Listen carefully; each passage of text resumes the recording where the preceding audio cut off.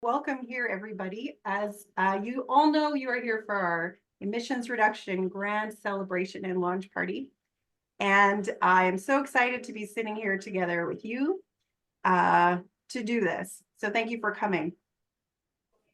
We begin by naming that as we see each other face to face here, as we plant our feet on the ground below us, that we are planted in many different places across Turtle Island.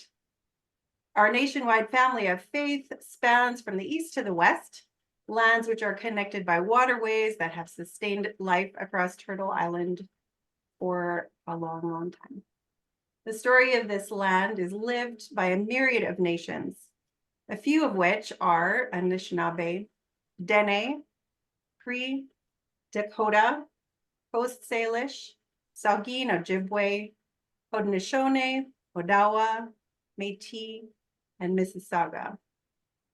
We commit to join in this story and to seek to live in right relationship with life where we are. May the work that we do together today build relationships with each other and with the land that sustains and holds us. Welcome. I'm Sandy Plett, Climate Action Coordinator for Mennonite Church Canada, and have been at this since November of 2022. One part of my task is to help the church build our understanding of how we as God's people can respond faithfully to the climate crisis. This workshop and the emissions reduction grant are one way of many ways of responding. So welcome here. For those of you who are not familiar with the grant, Mennonite Church, here it is in a nutshell. Mennonite Church Canada churches can apply for up to $3,000 to support a project that will reduce greenhouse gas emissions in their building or on their property. Last year, we handed out 9 of these grants, and we are here to celebrate. And I truly believe that celebration is a critical part of the cycle of our work as we live into being a church that is responding in faith to the climate crisis. So I thought it would be fun to share a little bit about the grant in numbers. And so these are numbers from the recent conversations I've had with some of the grant recipients. So, and they don't reflect all of the grants, so I'll say at least for each set of numbers because it might be more. So here we go. The number of light fixtures and light bulbs installed is at least 282 after this grant. The number of air source heat pumps installed, 2. The number of solar panels, at least 120. The number of windows, at least 12. The number of square feet of roof insulation installed is at least 1,500, and that's an upgrade from R10 to R50. The number of congregations involved is 9. The number of regions of Mennonite Church Canada is 4. The number of committee meetings that were held to make this happen, I think these are low numbers, but at least 20 from the 4 churches who reported. And Toronto United Mennonite, Mullane counted for us 135 emails in the grant folder and 48 in the energy audit folder. So a lot of emails. And I'm sure if you would all count up the emails about this, those would be big numbers. Total funds spent by Mennonite Church Canada on these grants, 23,000.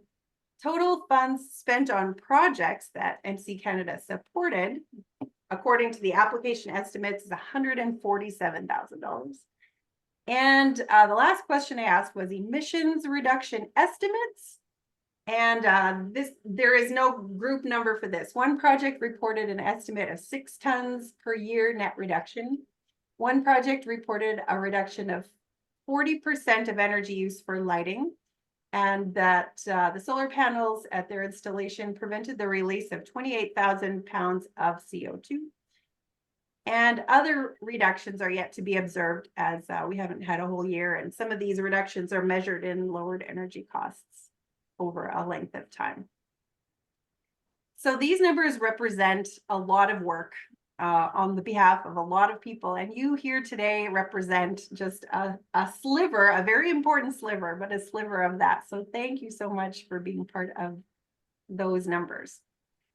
We know that reducing emissions is a critical part of keeping warming as low as possible in the coming decades, and that time is of the essence. The less total emissions, the better. These projects are small but mighty. They are a signal to ourselves and to those who we share our story with that we are taking the climate crisis seriously as a people of God and are willing to back that up with meaningful action and our dollars.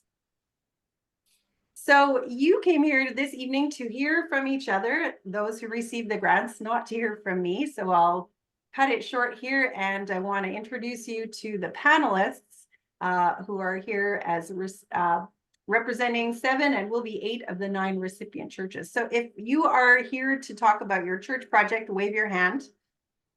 And those are the people we're going to hear from. So when you see your church show up on the PowerPoint, wave your hand and unmute and say your name.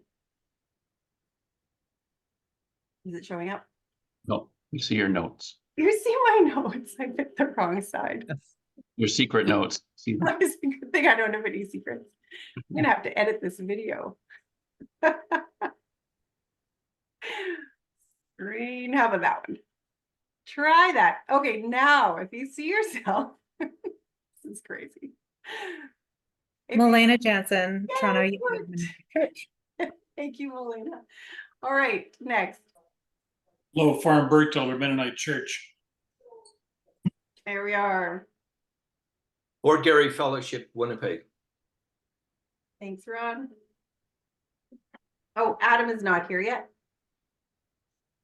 Jubilee Mennonite Church, Viola in Winnipeg. And this is a That's lovely. that's the picture of our community garden. It is not the picture of our church. I couldn't find one. It's beautiful, Viola. I thought it was just as good. Robert Sider from Listowel Mennonite Church. Thank you, Robert. I think we might be missing our rep from Holyrood. Skip to Sherbrooke. Gerd Heinrichs, Sherbrooke Mennonite Church, Vancouver, BC. Perfect. The far west. The far west. Bet you're the furthest west. That is who we are. So drag here. So I have questions for all of these people, and I'm just going to ask them. And we are going to start with you, Melena. Are you good with that? Sure. All right, good. Okay. So Melena, tell us again quickly, what church are you part of and where is it located? Okay. Yeah, so Toronto United Mennonite Church. It's on the east side of Toronto. Yeah. There it is. Perfect. Okay. What's one thing that you love about where you live? Okay. I guess there's a lot of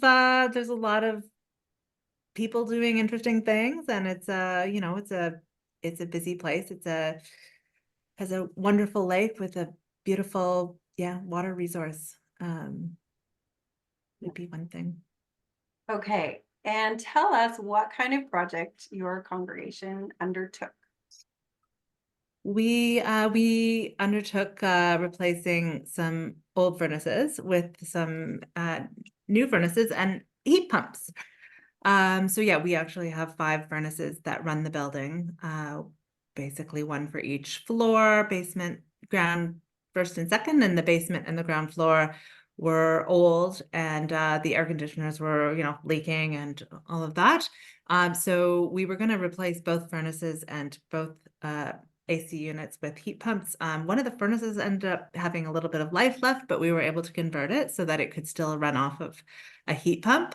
So yeah, we got 2 new heat pumps, got rid of the old AC units, and now we run, basically 2/5 of the building on heat pumps, and that was really at the end of the heating season. So we haven't seen the full results of it, but yeah, it feels good to have them there. I think people walk by them when they enter the church, from the parking lot.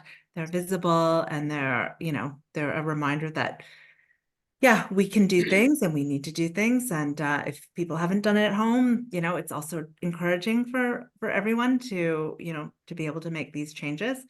We had thought about doing this for a while, but it was great when, you know, we could get some funds to help us kind of push us over the edge. I think really the grant helped us do that, right? Get us to the start line. And even if we talked about it, to really, like, you know, really do it. So, yeah. That is so awesome. And I should mention, if anyone has questions for people as they are talking, write them down and we're going to take time after everyone has shared to do some questions. Because I already have a question from Elena, but I'm going to save it. Okay, why was an emissions reduction project important for your congregation? Yeah, I think just to set that example and, you know, to do the earth right, to at least start doing the earth right, and try to keep within the 1.5 degrees, which is, you know, like something we're very close to at this point, or, and so, yeah, I mean, time is of the essence, and yeah, I mean, we'd love to do them all, but yeah, to start making those changes, is important. Super important. Yeah. Thank you. Okay, and I didn't tell you I was going to ask this, but what's one thing that surprised you in the middle of all of the project? Surprise. Or a surprise, or like a highlight? Yeah, I just think all the appreciation, you know, I mean, you kind of plan for it a long time, and then if you're the one that's been working on it, just, yeah, like people noticing it and then it coming up, you know, it's kind of been mentioned, and of course, you know, it's, you know, usually like a small team of people that take something like this on, but then to see, you know, a lot of people kind of crediting that and bringing it up, and, you know, actually just referencing the fact that, yeah, we're running on heat pumps now in the sanctuary, and that's symbolic and that feels good. Yeah, just kind of hearing it repeated and feeling like, in some ways, when you're working with a small group of people, you feel like, I'm working. Is anybody noticing? You know, but no, of course they are. And yes, I think it's just really nice to have that, yeah, that people are all aware of it and everybody's happy about it. Awesome. Thank you so much, Elena, for sharing that. We are going to go on to Ron or Tony, and you guys have to, Ron Weeb or Ron Lepke. I'll say your name in full when we get to you. You're next. So Tony and Ron, I'm actually going to ask you guys two questions because you're both here. So one of you goes now and one of you guys goes later. So you can flip for it. The first question is quickly, what church are you part of and where is it located? Who's going? We're Low Farm Bergtaler Mennonite Church. We're about 45 minutes south of Winnipeg. We're a small congregation. We're about 25 plus or minus. All right. And what do people see when they look out the front door of your building? What do they see when they look out the front door? There's a small seniors apartment block that got converted to regular apartment block on the one side. On the other side is a parking lot. So you don't see too much from there. You go. And you see a lot of sky. We have a lot of sky. Yes. A lot of sky. If you would walk a block in any direction, you might see a lot of prairie. Yes, you're right. Nice. Low Farm is beautiful. Yes, it is. Tell us about your project.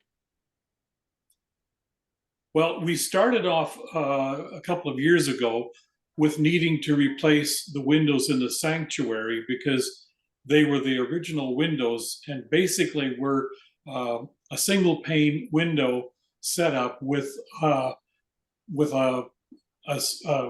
storm window, if you will, attached to it, but not a sealed unit like we are used to having now. And so now we've converted the main sanctuary windows to triple pane windows, and we've really noticed the reduction in airflow, shall we say. The other thing that we did was we replaced all the lights in the sanctuary. Now, this was due to a couple of reasons. The first being that the lights that were there were starting to to die. We had lost 2 of the 8 already, and the other ones were humming their final tunes. And so we had to do something. The lights were also of a type that needed to be, if you were to turn them on and then turn them off, you would have to wait about 10 to 15 minutes before you could turn them back on again, which is always a joy. And so when we put the new lights in, there was rejoicing, shall we say, because it just made a huge difference. And I know you're going to ask about something special. I just want to say that for me, the something special that took place in our situation was that there seemed to be a new core of life that was injected into our church, just through the brightness of the lights, the flexibility of their usage, and the general aura that was conveyed through the sanctuary. It was quite remarkable, actually. That is a great story. Thank you for anticipating my question. Oh, that's great. Okay, and there was one more. Why was an emissions reduction project important for your congregation? Oh, boy. You said you would answer it, so. Yeah. With all the lights and stuff that we were having problems with, and they were high energy use lights. We had to do something. We're a small congregation. Tight budget. So tight budget. We needed to try and find a way to reduce cost. Our windows were from 1964. They'd never been replaced or upgraded. They needed to be upgraded so that we could keep the heat and the coolness inside the church instead of outside. And so, yeah, it was just the grant. We could have done it without the grant, but it just gave us a kick in the pants, sort of, and it got us going, and somebody else was saying, this is good, you're doing a good job. So that feeling was all part of it. Love that. Thank you so much, Tony and Ron from Low Farm. Ron Lepke, you are next. Tell us quickly about where you are and the name of your church. Okay. Fort Garry Mennonite Fellowship is located in the south side of Winnipeg, just a little south of the university, in a residential area there.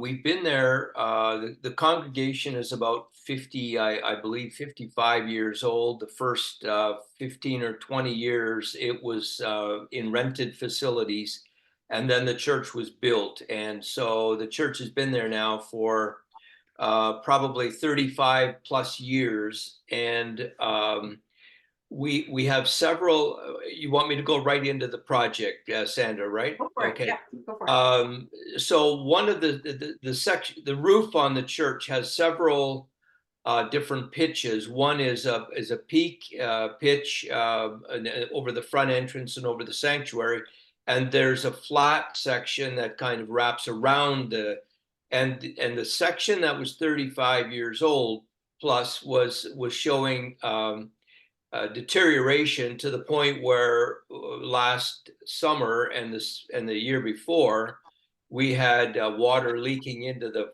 front foyer, and that's never nice, especially if you're on the facilities committee. So what happened was that we patched it once several years ago. It didn't do the job, and this time we decided we needed to do a major overhaul on that section. That was approximately 1,500 square feet, as Sandra mentioned, Sandy. So we had the choice of simply replacing it with what was there before, which would have been I believe they checked it out at an R20 at one point, but at 35 years old, I think we would have been lucky to get an R10 out of it. So when we made the decision about going forward with redoing the roof right down to the wood, as it were, we decided that after some discussion, I would say, we decided that now was the time for us to increase the insulation. Like, we're not going to do it in 5 years' time. The roof should last another 30, 40 years. So now was the time that we had to bite the bullet and do that. So when we, you of course guesstimate what the price will be and so on, and you're always a bit too low. So when the estimates came in, we found ourselves stretched a bit. Again, I think like Low Farm, we would have come up with the money for. I mean, this was work that needed to get done, but we felt that if we could ease the burden on the congregation, we would do that. So we applied for 2 grants: the Climate Action Grant from Mennonite Church Canada, which was we were granted $3,000. Very appreciative of that. We also applied to Efficiency Manitoba, and we got almost $2,000 there. So that brought it down to close to the range where we had budgeted it initially. So that was the project. Nice. Okay. Why was that important? Why is emissions reductions important at your congregation? We have a climate action committee that has been functioning for the last number of years. But even prior to that, we've had a variety of people in the congregation for whom this was I would say, a passion, that we needed to do something to make sure that we were leaving the world a better place, as opposed to. So back in 2017, we installed solar panels on our roof. We have, I don't know how many lights in the sanctuary. They are 200-watt light bulbs in them. They were incandescent when they were put in, and these incandescent bulbs burn out, and so we've been replacing them with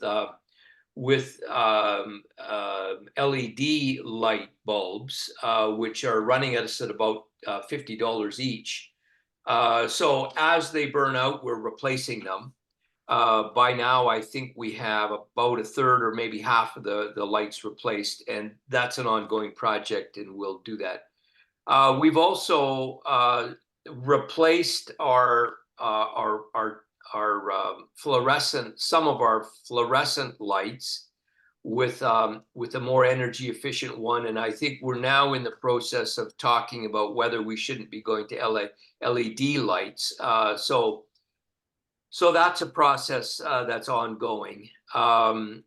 We've also got we installed an air exchange unit 2-3 years ago, maybe 4 by now, which simply freshens the air in the sanctuary, and that's not so much a climate action thing, except that it freshens up the air in the sanctuary. We have 4 furnaces that heat the church, and 2 of them are high efficiency and 2 are not. So those are on our radar in terms of what to do next, the kind of thing that we want to do next. But we're not. We haven't resolved the question of what would we do? Would we replace them with electric furnaces? Would we put in heat pumps? What is the best thing to do when you have a furnace replacement? So again, that's a project for down the road. We haven't made any decisions about that. But the committee that is in place, this is not the facilities committee. This is a separate committee that looks at climate action issues. They periodically are in charge of the worship services, and they will bring in speakers, and they'll do adult education to draw attention some of the issues and things that we can get involved in. Last year, they got a whole raft of Saskatoon bushes and distributed them, and so we've got 5 Saskatoon bushes growing in our garden, that sort of thing. Anyway, Sandy, I could ramble on for a while, but let me stop there. Thank you so much, Ron. It's great to hear of the trajectory that your congregation's on. All right, Viola, you're up next. And there you are. So Viola, you want to tell us about what church you're part of and where it's located to start off? Okay, Jubilee Mennonite Church is located in Winnipeg. It's in the northeast corner, along with many other Mennonite churches in the area. Margaret Fraze is also here. She's our facilities committee chair, so she may jump in and supplement whatever I say. So it's a small church. It was really it's an offshoot of Springfield Mennonite to some extent. And then it joined with Valley Gardens, and so it became a dual conference church. But as of about a year ago, we're now just a single conference church. The building is about 50 years old, and that's a problem. That's when things need to be, you have to look at things that are 50 years old because they are nearing the end of their useful life. Yeah, so I'm going to ask you to tell us what was the catalyzing moment when you knew you needed to do some replacing? Well, so the windows have been, we have, in the sanctuary, and we have other windows and basement windows. And over time, these had slowly been replaced as we had funds available to do it. So that it's always been kind of on the radar. Oh yeah, we need to do this. But one day somebody tried to open up a window in the second floor, I'm going to say boardroom, meeting room, and the whole window fell out. Well, at that point, it's not, we should do this sometime. It's, we've got to do this now. And so then it was an opportunity to really improve the quality of the windows. And if you're going to do one, you might as well do, I think we did 7 at that point. So you might as well do them all. And they were leaky, and obviously if they fell out, the frames must have been totally rotten. And we didn't take pictures of that. Next time we will. I love that. So it was just forced on us just because of the state of that part of the building. Right. Okay. Yeah. So that's a good story. One of the questions you chose was, who filled out your application form, and what advice do you have for people who are planning to apply? Well, I filled it out. We did a little bit of work, like during the Sunday school hour, we did a little bit of work on looking at your, some of the materials you put out, and I thought that might help us with writing the grant. I don't know that it did or didn't, but it certainly helped build some awareness.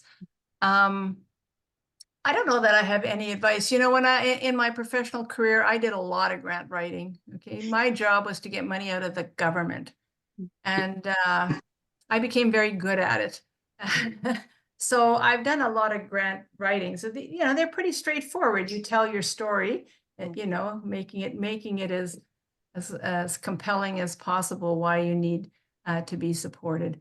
But we were certainly very appreciative of the extra funds, the funds that we were able to get. And the timing just worked out. I mean, we had to do this no matter what, because you can't leave a building with no windows in them. And so this was just an extra blessing for us. Yeah.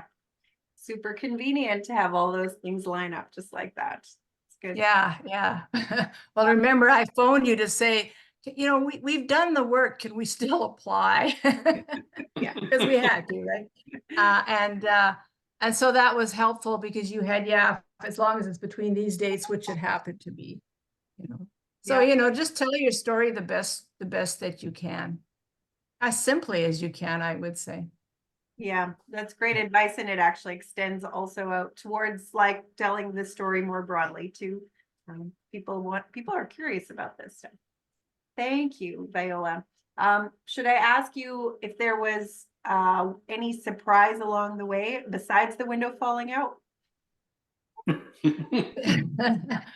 With that project, no, I don't think there were any surprises with that particular project. With other projects we've had, because it's a fairly straightforward, and the guy that was actually, doing the work, he's very, very, very conscientious and really careful, and he measured everything like 100 times to make sure that the size would fit, and so, they installed just beautifully because he was just so, he was looking at doing a perfect job.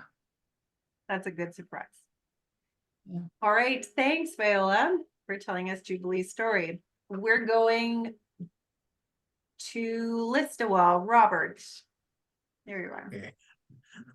Okay, Robert Sider, Listowel Mennonite Church. If you don't know where Listowel is in Ontario, we're about 40 kilometers west of Kitchener-Waterloo. So our building has been done in 3 stages. The original church was built in 65. It's your standard A-frame style. There was an addition put on in 80, which put a big foyer on in the library and stuff, expanded the back out because we needed Sunday school rooms. And then in 2001, we put on a new sanctuary. And the old sanctuary become a gym fellowship hall. So we've had a lot of upgrades and stuff over the years, but lighting was our thing at this point. Our sanctuary still had, well, the new sanctuary had what I call traditional sanctuary light, a 6-sided light with a 500-watt incandescent bulb in it. So that was our main goal, to get rid of those. And then we changed over the gym lights, which were like the ones that Ron had been talking about that go out and don't come back on. We had 2 of those in there. We replaced those with LEDs. And then the rest of it was replacing the 4-foot fluorescent tubes. We've got 100 and some of them throughout the church here, there, and all over the place. And they're all different ages. So, and that's one thing I'd like to say. In all this, we didn't replace any fixtures. All we've been replacing is bulbs and tubes. The 4-foot fluorescents, yank the ballast and you get your LED tubes, rewire them and stick them in, and so you don't waste any money buying new fixtures, anything like that. So that was the biggest thing. We would have done it over time. We've done already some, but we just decided the grants available, we're going to try and get them done at this point in time. Nice. Okay, thanks, Robert. Okay, tell us, we already talked about your project, but yes, who filled out your application form, and do you have any advice for people planning to apply? I think Nancy, our pastor, filled out the form. I hate the essay type questions. So I talked her into filling it. I gave her all the stats she needed, all the costs and what we're doing and everything else. She did the writing. Nice. Any What was advice? the other question? Advice for people planning to apply? Well, I mean, a lot of it can be simple. You don't need an elaborate plan. Like lighting is the easiest one to change. If your fixtures are good and you can change the bulbs, that's the easiest way to go, least cost. Furnaces, heat pumps, you're getting a little more money, and we'll be looking at that down the road because we have 6 furnaces and 1 boiler. So we'll be looking at changing those down the road eventually too. But I think it's well worth it to take the time to fill the grant out. It gives you a good starting point anyway. Yeah, for sure. Okay, one highlight of your experience. Who knows? Well, it wasn't a highlight, it was actually a negative. Oh dear. Let's hear it. Yeah, and we weren't looking for this, and it was unusual because I've heard some of the other ones about the good lighting and stuff. And the first Sunday we had the new lights in, we had a lady come afterwards and said she had to go sit outside the doors because the lights were making her sick. Oh no. Right. So we have dimmer packs we had on the old lights, and they work somewhat on these LEDs, but not quite as well. We can bring them down a bit. So then the next few Sundays, we brought them down a little bit, and then we gradually worked them back up again. And so far, we've had no complaints now. So that was just something we would have never thought of. Totally a surprise. Yeah. For sure. Okay, thank you, Robert. Let's go all the way over to Vancouver. Gerd, I didn't get a chance to find out which questions you wanted to answer, so you get to answer the ones I sorry, I choose. thought I did, but maybe I forgot to hit send. I don't know. That's fine. Anyhow, just give you a bit of background. Sure. Vancouver had an influx of a lot of refugees from South America, Germany, and so on, and after a while from Winnipeg. Okay.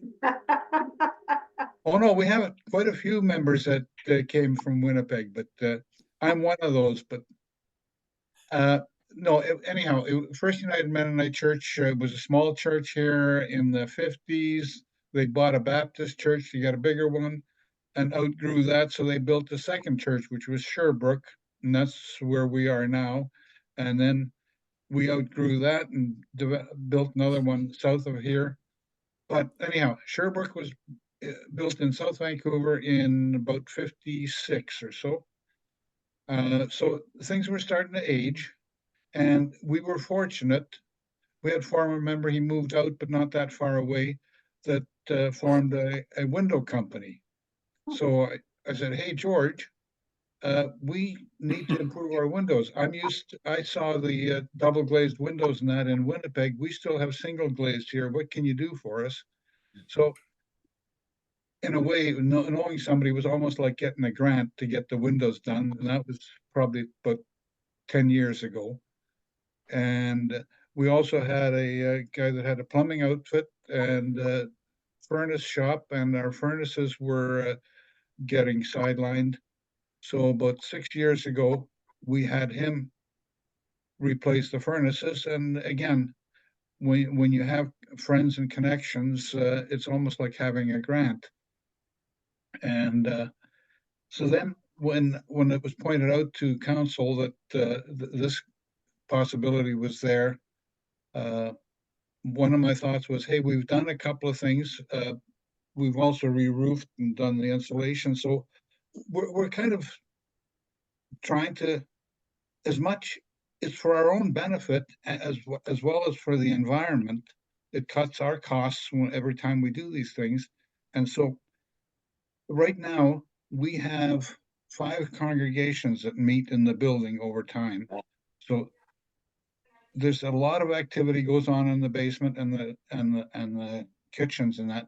So my thought was, hey, and it didn't take a lot of effort. I said to council, why don't we propose to replace the fluorescent lights in the basement and in the offices and meeting rooms and Sunday school rooms. And so that amounted to about 230 fluorescent tubes. We looked at it, and first was, hey, it's easy. You just take a type A tube and pull the old one out and stick the new one in. But as I got into it, I realized that the ballasts use almost as much energy as the lights themselves.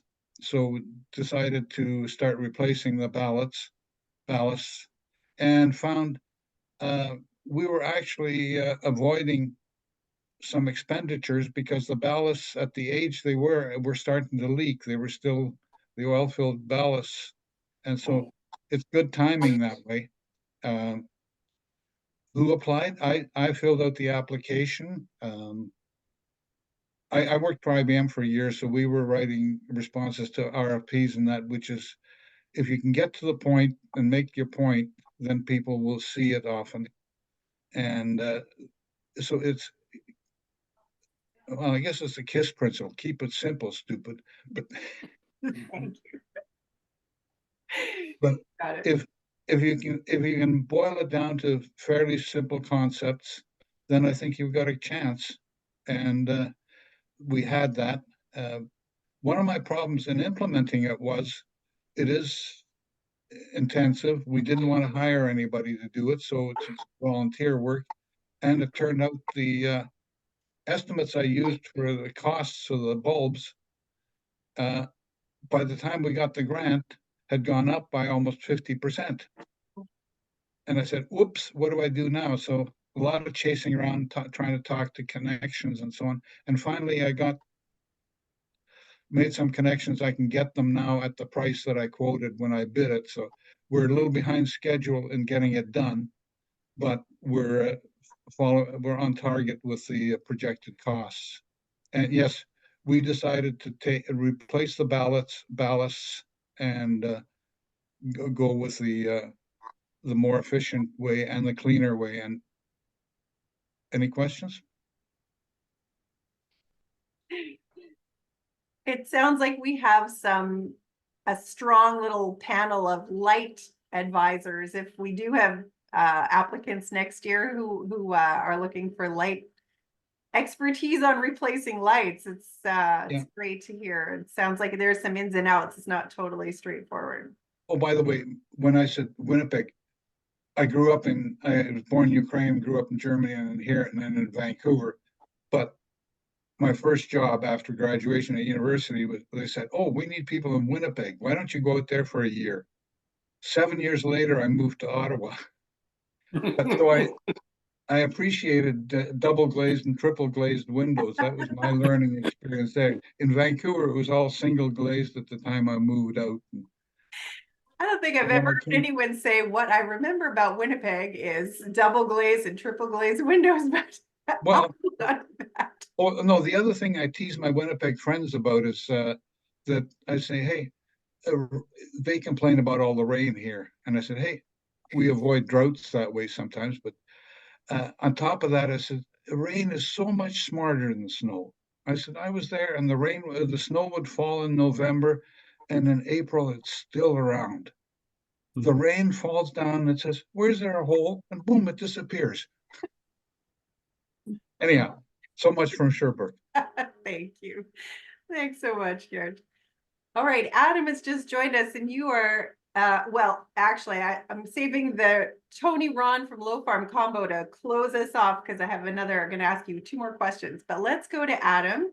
And everyone's been answering a couple of questions. And I think the questions, yes. So why don't you start by telling us what church you're part of and where it's located? And what do people see when they look out the front door? Okay. Yeah, I'm First Mennonite Church, Edmonton, Alberta. So, and I see my friend Joanne Moyer is here. So another First Mennonite church goer. Yeah. Sorry, what was the question? What, where we were at, and what do you see when you look out the front door? The front door of our church, you mean? Yeah. We see 91st Street, which is it's one of Edmonton's big kind of thoroughfares there. We're kind of, First Mennonite's kind of in a bit of an industrial section. And across 91st Street is Millwoods. There's a huge residential area there. So we see the sound barrier, the retaining wall that separates Millwoods from 91st Street, because 91st is a huge thoroughfare. So Can I tell a quick cool story about 91st Street? Sure. Yeah. It's relevant to thinking about environmental things.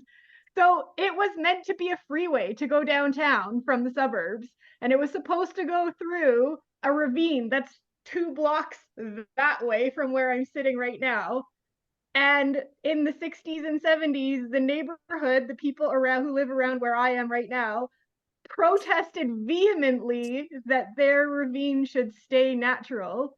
And so 91st Street, about 10 blocks north of the church, just ends. Just stops. And turns into a park. I did not know this. This is something, well, thank you. Yeah. So I'm not originally from Edmonton, so I don't know. I'm actually originally from Manitoba, so I know all about Winnipeg. I'm from Brandon, actually. Yeah, I'm no stranger to Manitoba weather and, triple glazed windows. This is great.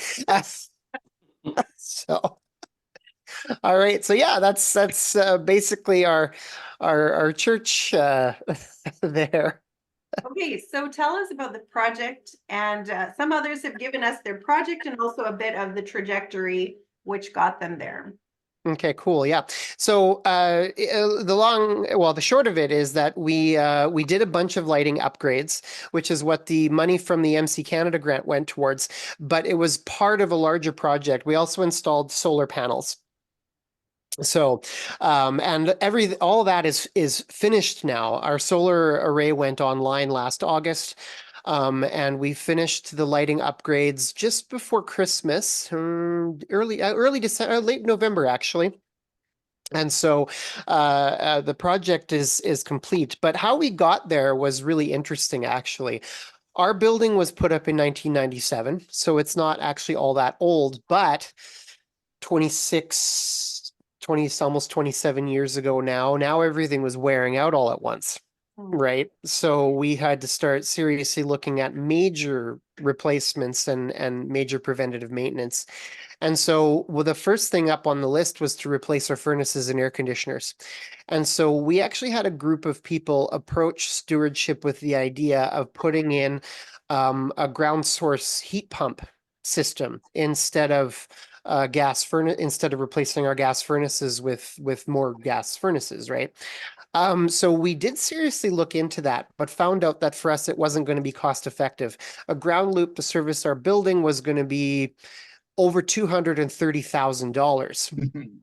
And it was only going to be about 67 to replace all the furnaces and air conditioners with conventional equipment. Of course, we did go to high efficiency gas furnaces, and we did only add one air conditioning unit for the daycare, and so that was far more cost effective for us, and we still lowered our footprint there with high efficiency gas furnaces and save a bit of money because they are high efficiency now.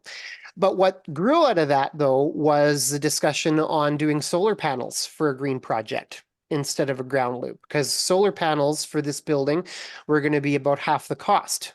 By the time it was all said and done, we only spent $120,000 on our solar array. And that included the electrical upgrades and things that our building needed. And that got us 120 solar panels for a total of 66 kilowatts of capacity. So that's already showing huge savings on our power bills. We've already prevented the release of over 28,000 pounds of CO2. And then we added the lighting to the project because in order to qualify for one of the federal grants, we had to have 2 upgrades going on at the same time. So we decided to upgrade a quarter of the lighting fixtures in the building. Basically half of the basement's fixtures. We decided to focus on the basement because we have a daycare running down there 5 days a week. And the lights downstairs are on all the time. So we replaced over 100 fluorescent fixtures, all double tubes. So 200 tubes, 200 tubes with integrated LED fixtures. And so we just ripped down all the fluorescent fixtures and put up flat panels that had LED strips in them, and the drivers and everything were integrated. So that cut our energy use for lighting in half in the basement. And now moving forward, we still have a few leftover fixtures that we started using upstairs.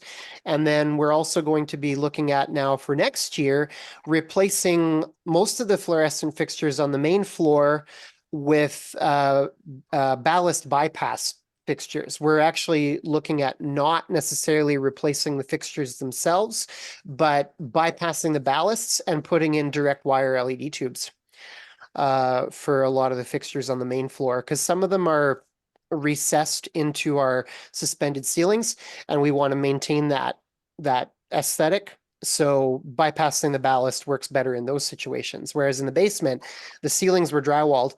The fixtures were sitting below the drywall anyway. So we pulled the lights off, put new fixtures up. So that made good sense there. And then in our multi-purpose room upstairs, the fluorescent fixtures all have cages around them because the kids also play ball in that room a lot. So we figured it might be good to maintain those fixtures and just bypass the ballast, put LED tubes in there, and they'll still have the protective cages around them. So that's essentially what we did. Yeah. So far what we've accomplished, solar panels and 100 fixtures replaced in the basement and 10 fixtures replaced on the main floor. And that's what we did with both the federal grant and the money that we got from MC Canada. Yeah. Right on. I like So- your thinking about keeping those lights from the balls in the multi-purpose room there. Good thinking. Yeah. Gert, are you raising your hand? Yes, I am. I'd like to ask Adam a question is, I looked at it and I thought it was more cost effective to just doctor up our fluorescent boxes and cut off the ballast and use them instead of replacing the fixtures. Did you find it cost effective replacing the fixtures? We found it cost effective for some of them. It made good sense to replace all the ones in the daycare spaces and in the hallways downstairs because the lenses were also falling off the previous fixtures.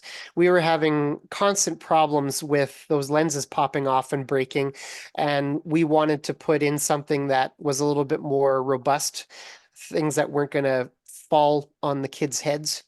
I remember going down to the church base. I went down to the basement one time and I'm like, oh, I know my way around. I don't need to turn the lights on. So I'm trotting through there in the dark and then crunch, I step on one of the lenses because it's already on the floor.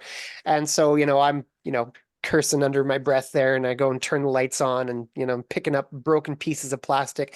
So yeah, for the most part, yeah, we found it was more cost effective to modify the existing fixtures, but there was a safety issue with the existing ones, which is why we decided to replace the ones in the daycare. But most of the other ones, yeah, we're probably just going to go with a ballast bypass when we're ready to do the rest of them. Thank you. Yeah, that's what I was wondering. Yep. Yeah, the new lenses on these new fixtures, they wrap right around and snap into the top. In fact, they're really hard to get off once they're on. Yeah, we have some of those. Yeah. Yeah, so we know they're going to be just fine now. Yeah, those aren't going to fall off. Okay, the last question for you, Adam, is why was an emissions reduction project or clearly an emissions reduction trajectory? What does your congregation, why does it consider this important?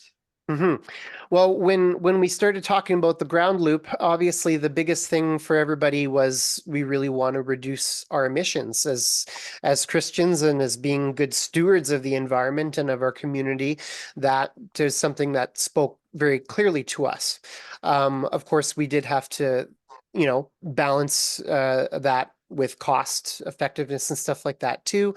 And we did find though too that from both the cost benefit analysis and from an emissions reduction perspective, that solar panels were going to be a better approach for us. And so, yeah, that was one of the big ones. We also do recognize though too that this is saving us significant money on our bills now too. We have definitely been looking at lowering costs for quite a while now because everything's getting so much more expensive here in Alberta. Our energy market, the way the energy market works here is unlike anything else in Canada. And it's expensive, it's bizarre. And we're just, me and my wife, we put solar on our house years ago, and one of the best choices we ever made because we've been able to shield ourselves from some of the things that are going on in the Alberta energy market right now. And now with the church being able to shelter a bit from what's going on in our energy market has been huge to stabilize our operating costs. And of course, that allows us to continue serving our community, right? Because we're not going to go belly up with some of this stuff. So yeah, being good stewards of the environment, but being good stewards with our finances as well. Those were two very, very big things for us. Yeah, thank you so much, Adam, for telling us about what First Mennonite in Edmonton has been up to. We're getting back to the prairies for this last question. The Tony Ron combo from Low Farm. Who filled out your application form, and what advice do you have for people who are planning to apply? Well, we filled it out. And probably our advice was to just do it. If you have a need and you would appreciate this kind of support, which we certainly did, I would say just do it. Some of the other comments that were given, such as the keep it simple, stupid, and just keep it real. Keep it real. Yeah. Voice from the 70s here. So, yeah, just as long as you convey your need in a concise and an interesting manner, you should be okay. That's great advice. Just do it. I love that. Yes, I would echo that to anyone watching this who's deciding whether they should apply. Just do it. Follow the advice from Low Farm Manitoba and go to. Thank you so much, everyone, for sharing your story. We are going to take a little bit of time for questions. So you can ask each other questions. Those who haven't had a chance to speak yet, you are welcome to share what you're considering. This actually would be a great place to throw some ideas out there if you're thinking about applying for the grant, and introduce yourself. And then I will bring us to a close after a while with a little bit of information about how to apply and upcoming opportunities. So I'm opening the floor. What do you want to ask each other? I'd like to ask Gerd, he said something about it being intense. Is that the application process or just the process of changing things over? No. The intense was actually trying to match the quote that I put into the estimate with actual pricing to buy them later on. Because for some reason, they just, like I said, they went up by almost 50%. Instead of somewhere around $8 a tube, all of a sudden I was being quoted $12 a tube. Yeah. And so I said, whoops, no, I'm not going to jump into spending the extra money and doing fewer. So with talking to different connections and so on, I finally got back to what I had put in the estimate to start with. And so now we're going with that. Okay. Are there any in terms of, yeah, you need some help, and you need somebody that knows their way around electricity so they don't get a shock. I think our Or start a fire. Oh, yeah. In terms of how the grants work, is it 3,000 per project or per church? Yeah, it's 3,000 per congregation. Congregation. Yeah. Okay. Yeah. Okay, thanks. Yeah. Other questions? And Brent, it says on your screen, Breslau Mennonite is in Southern Ontario, correct? Yes. We didn't give you a chance to introduce yourself. So. Just east of Kitchener. Yeah. Right on. Thank you. Other questions or comments? I can't really ask too much. I missed most of it. We'll have to send you a link to the video. Yeah. Yeah. Sorry, I got confused with my scheduling and stuff like that. And I guess, yeah, MC Canada, I guess you're based in Winnipeg, right? Yeah. So like, oh, and then I missed the CDT on the email. I'm like, oops. Yeah. And sorry, I couldn't rearrange stuff, but We're glad you made it. yeah. It's Viola. The point about the estimates and the money, that's a really, that's really a tricky part. You know, some of these projects have long lead times. Mm-hmm. I make it a practice to always round up as somewhat, I don't want to say generously, I don't want to overstate it, but I also want to build in a 10% or so increase, because from the start of a project to when you actually get to do it, that can easily happen. And we had that happen when we did our roof, and it was during COVID, and there were all kind of supply problems. But by the time, you know, when we put in the grant application for another grant, and by the time we actually got to doing it, we were probably a good 10% short. So we couldn't finish the project exactly the way we had wanted. So, you know, so that's a piece of advice is, you know, make your estimates real, but also make them, give enough room in them to Put a allow for contingency in. Pardon me? Put a contingency in. Yeah, just allow for some price increases so that, because, you know, sometimes, you know, you dream these things and you think these things, but they take some time to kind of organize. And suppliers, I don't know what it's like in the rest of the country, but in Winnipeg, I mean, we waited a year for somebody to come in and for that, you know, the group that we contracted with to come and do our roof. And in that time, things went up. And it was right during COVID. So it's a good piece of advice to watch those dollars, you know, don't be too precise. For something for some things, you can get an estimate ahead of time that some companies at least will stick to. If you come back 6 months later and say, okay, I'll take it now. Yeah, well, we didn't With the have lights, that. I couldn't do that. No, Yeah. nobody would give me a price 6 months ahead. Yeah.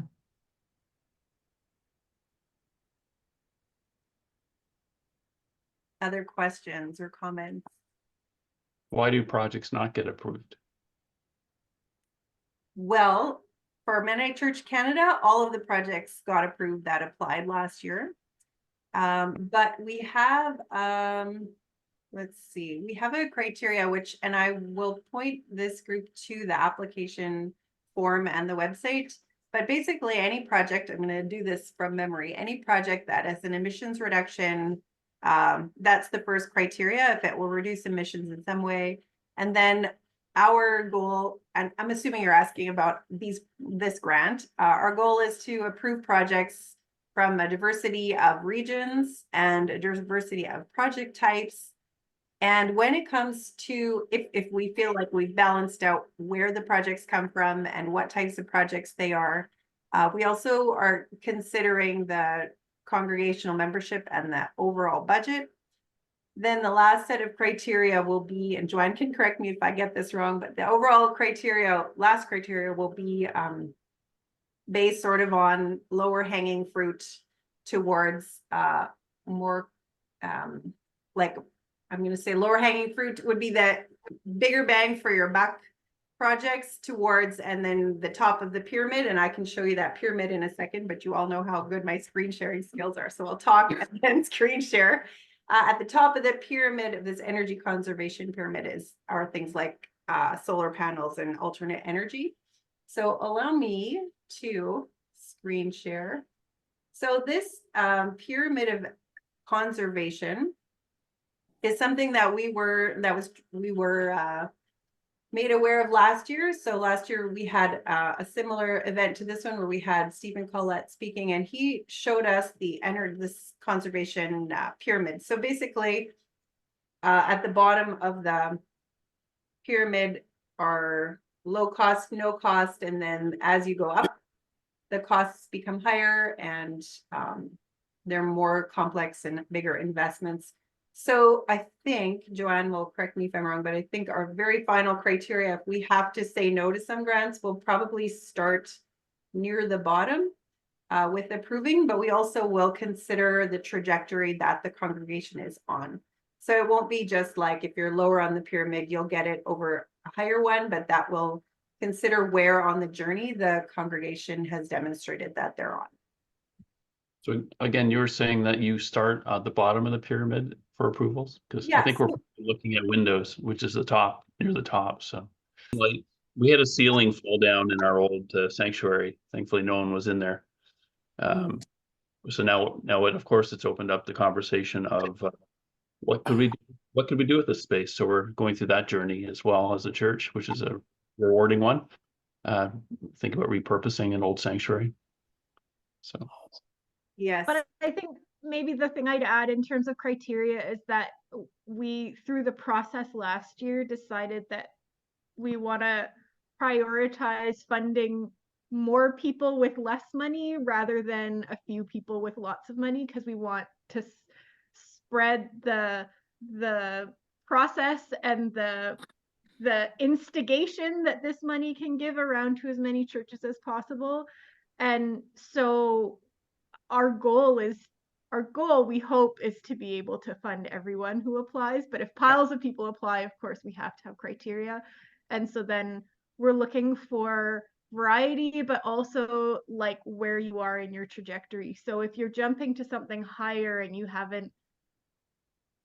just starting on the journey of working on your building, then we might come back to you and say, well, maybe you should go back and do some of these other things first. So it depends on the context of your church and your building. Well said. Thank you, Joanne. So Joanne Moyer, I didn't introduce her. She is part of the Sustainability Leadership Group. It's a group of 5 Mennonite Church Canada committee. And Joanne, do you want to say anything about Sustainability Leadership Group? Oh, what can I say about us? Well, we've been around since 2020. we're trying to serve both congregations and sort of be the what would I say, environmental sustainability consultant for Mennonite Church Canada. And yeah, so, well, and I guess maybe the other thing I'll say is that I've also been a part of the Mennonite Creation Care Network for many years, which has now kind of was a binational organization that's largely been disbanded to kind of Sandy's role and the Sustainability Leadership Group in Canada, and to staff person in Mennonite Church USA. So we're really happy to have Sandy to help us do all these things. And this grant would have been really hard to administer without Sandy to do a lot of the heavy lifting. So big kudos to Sandy as well. Yes, and SLG, oh, thank you. SLG is the brains behind the grant, so don't think I made this up. It was already built before I started. And if we want to be giving credit where it's due, Alan Hebert, who used to be on the Joint Council, he's from Calgary Foothills, and so he used to be on Joint Council and then was the Joint Council representative on the Sustainability Leadership Group, and he was the one who did the big work on putting this whole project together. Indeed. So since many of you there are a few of you here who have not applied for the grant and who are considering applying for next year, I have a short overview of the grant application process, and then we will go back and see if there's any more questions, and then we will close for the night. Okay, so step one of the application process is to complete the Greener Congregation score sheet. So this is how we ask you to take this conversation to your congregation before applying. I've just broken it down into 4 little screens here. This first, you'll have a link to this in your application form, so it just gathers up your congregation's name. Then there are a list of descriptions of what where your congregation might be at in different areas of your ministry on creation care. So for example, the first one says vision for creation care. Stewardship of creation is named in the congregation's mission and core values. People understand caring for the earth as a key part of the Christian calling. And so what we invite you to do is to read this together with your group of discernment folks, and then give yourself a score, and it's a 1 out of 4. You basically just scoring yourself, kind of assessing where you're at on all these different things. These are the rest of the categories. And then at the end, you add up your score.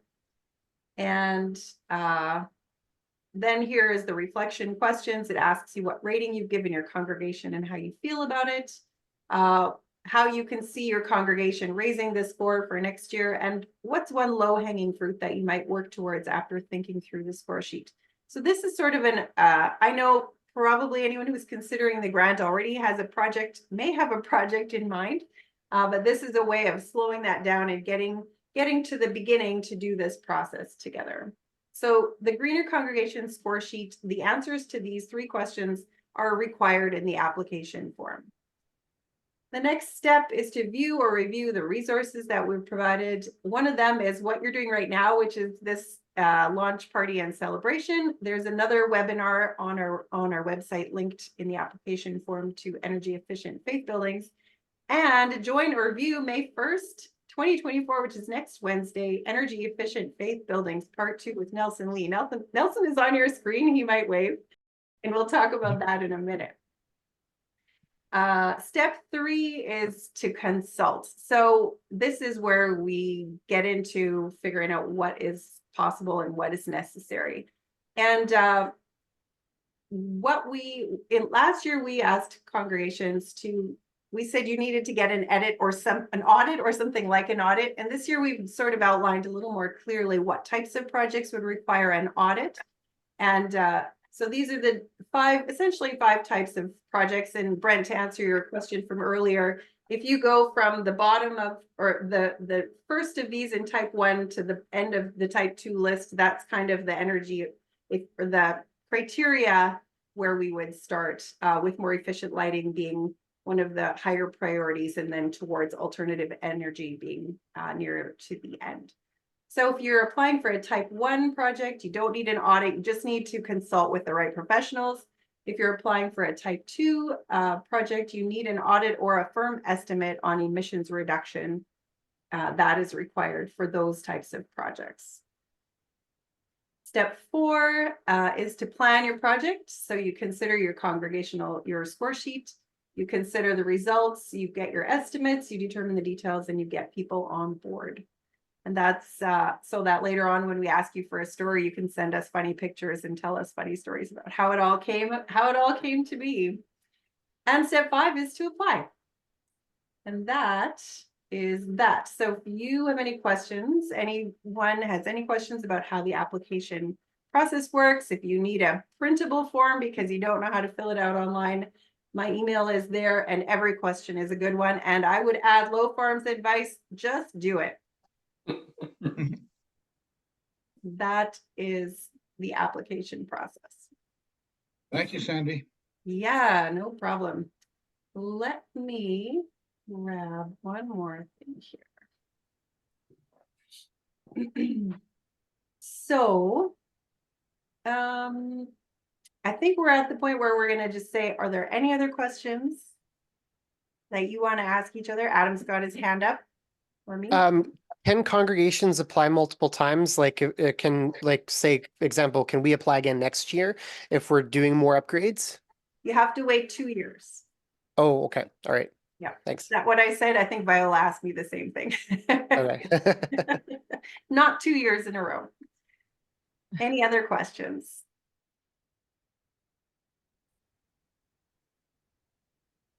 Sandy, can I just say, the brief interaction about the lights, like 2 congregations saying, hey, you found this more efficient, we thought this is more efficient. I think as we were talking about like what's next, right? I think that's one of those things that's really interesting and really important, that there is no one size fits all. Like, even as we're sharing our stories and sharing our projects and our ideas, like 2 50-year-old church buildings don't have the same priorities, right? And so that's just an important detail. Like, share your successes and share your research and your discoveries, but it's very much a choose your own adventure and not a one size fits all.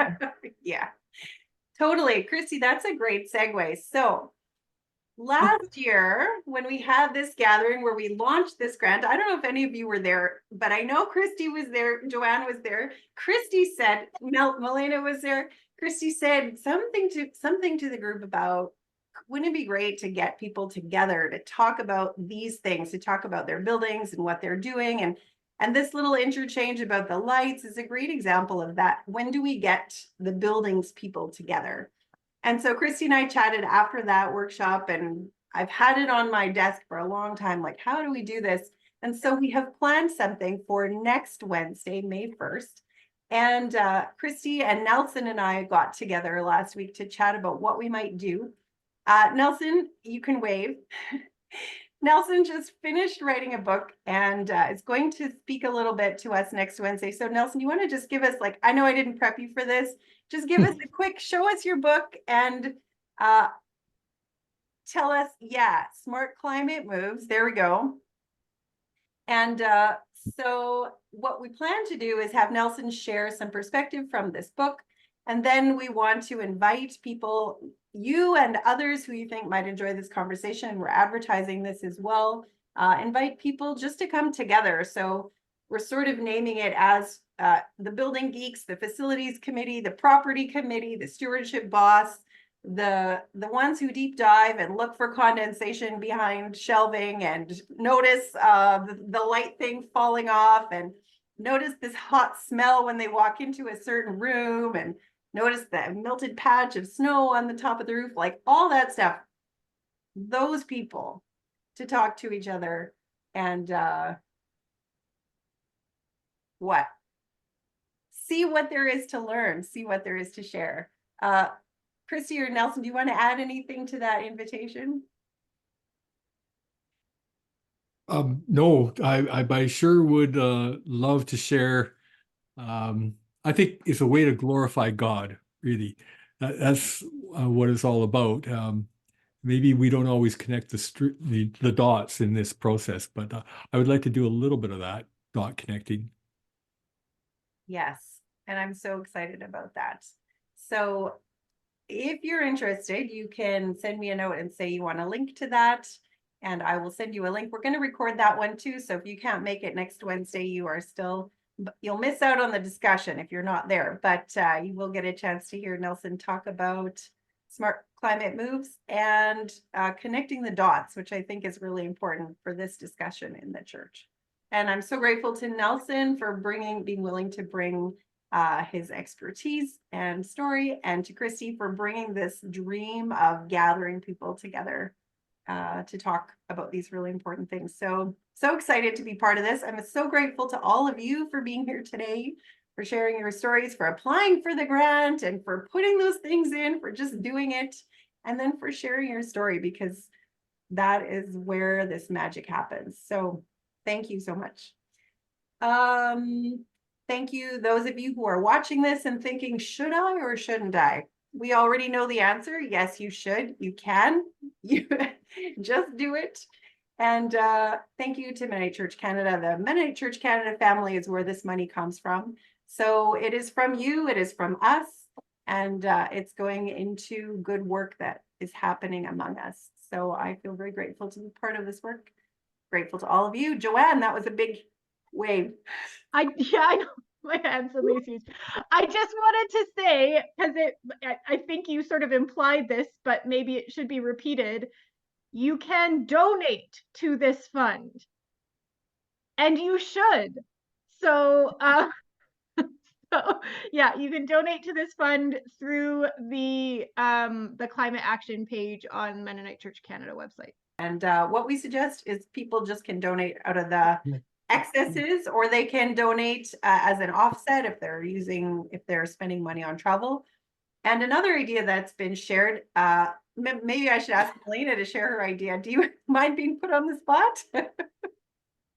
Yeah, no, I mean, I think the government rebate money, right? I mean, I think I added mine up. It was like around $900.